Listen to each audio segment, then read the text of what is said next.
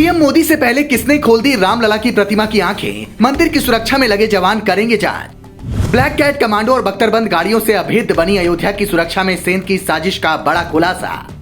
राम मंदिर के मुख्य पुजारी ने 22 जनवरी के प्रोग्राम को लेकर जो कहा, उसे सुनकर योगी भी हैरान हो जाएंगे। रामलला की नई तस्वीर देखने के बाद कई लोग ये पूछ रहे हैं कि भगवान राम की प्रतिमा की आंखें जब अभी ही खुल गईं, तो पीएम मोदी 22 जनवरी को क्या करेंगे? प्लान के मुताबिक तो उन्हें ही आंखों पर बंधी पट्टी खोलनी थी और शास्त्रों के मुताबिक भी यही होना चाहिए।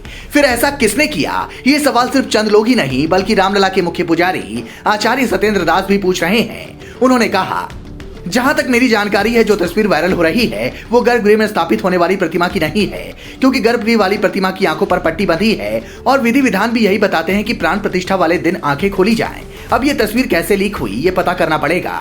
अगर गर्भगृह में स्थापित होने वाली तस्वीर सामने आई है तो फिर ये जांच का विषय है।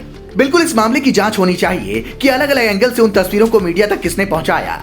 योगी ने अयोध्या की सुरक्षा अभेद्य बनाने के लिए ब्लैक कैट कमांडो और बख्तरबंद गाड़ियों तक को सड़कों पर उतार दिया है। लगातार एटीएस के कमांडोज पेट्रोलिंग कर रहे हैं। कोई भी संदिग्ध दिख रहा है तो उससे पूछताछ हो रही है।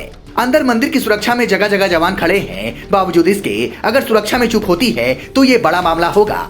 19 जनवरी को भी यानी राम मंदिर उद्घाटन से 4 दिन पहले अयोध्या में कुछ संदिग्ध गतिविधियों की रिपोर्ट जैसे ही सामने आई, सुरक्षा एजेंसियों के होश उड़ गए। जानकारी मिली कि राजस्थान से शंकरलाल दुसाद अपने 2 साथियों के साथ सफेद स्कॉर्पियो में सवार होकर अयोध्या जा रहा है।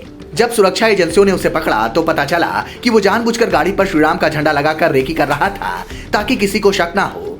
कनाडा में बैठे देश विरोधी लोगों ने उस मंदिर का नक्शा और तस्वीरें भेजने का टास्क दिया था।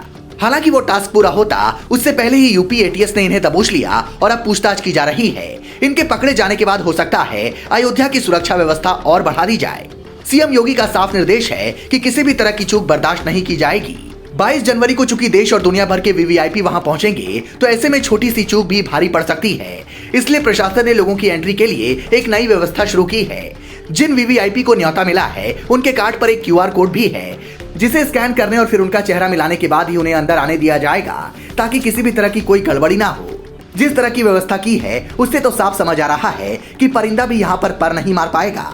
बाबा के बुलडोजर का पहले से भौकाल मचा हुआ है, उसका असर भी अब दिख रहा है। पर सवाल यही है कि जब भगवान राम की नई मूर्ति की आंखों पर बंधी पट्टी खोलने के लिए मना किया गया था तो वो पट्टी किसने खोल दी, और अगर ये मूर्ति वो नहीं है तो फिर ये वाली तस्वीर किसने वायरल की?